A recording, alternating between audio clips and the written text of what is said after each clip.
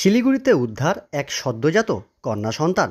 শিলিগুড়ির প্রধাননগর থানার মাল্লাগুড়ি হনুমান মন্দিরের কাছে ওই সদ্যজাত কন্যা শিশু সন্তানটিকে উদ্ধার করল প্রধাননগর থানার পুলিশ। একদিনের ওই কন্যা সন্তানটিকে নিয়ে ঘুরছিল এক ভবঘুরে।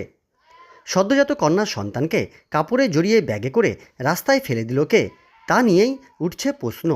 শুক্রবার দুপুরে স্থানীয় বাসিন্দাদের কাছে প্রধাননগর থানার পুলিশ খবর পান একটি কন্যা সন্তানকে নিয়ে এক ভবঘুরে ঘুরে বেড়াচ্ছেন।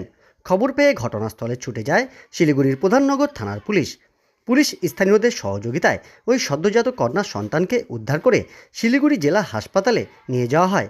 শিলিগুড়ি জেলা হাসপাতালের চিকিৎসকরা জানান, কন্যা সন্তানটির মাথায় জল জমে রয়েছে, তার উন্নত চিকিৎসার প্রয়োজন, আর সেই কারণেই শিশুটিকে উত্তরবঙ্গ মেডিকেল কলেজ ও হাসপাতালে পাঠানো হয়। তড়িঘড়ি শিশু কন্যাটিকে অ্যাম্বুলেন্সে পাঠানো হয় মেডিকেল কলেজ ও হাসপাতালে। প্রধাননগর থানার পুলিশ রওনা দেয় মেডিকেল কলেজ ও হাসপাতালে।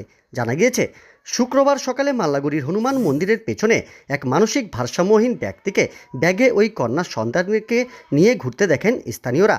এরপর খবর দেয় পুলিশকে। প্রধাননগর থানার পুলিশ ওই ভবঘুরেকে আটক করেছে।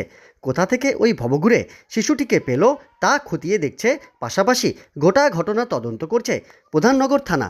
अपना ये झाड़ा फिर के अपना फिर वापसी आया। तब देखा और उस बैग में फिर क्या किया तुम? तो खोल के देखा तो उसको हमें लड़की को तो आँख खोलो तो ठीक ही किसका है, हम लेके चला है। फिर पुलिस को बुलाया? हाँ पुलिस आया, रुको लेके गया।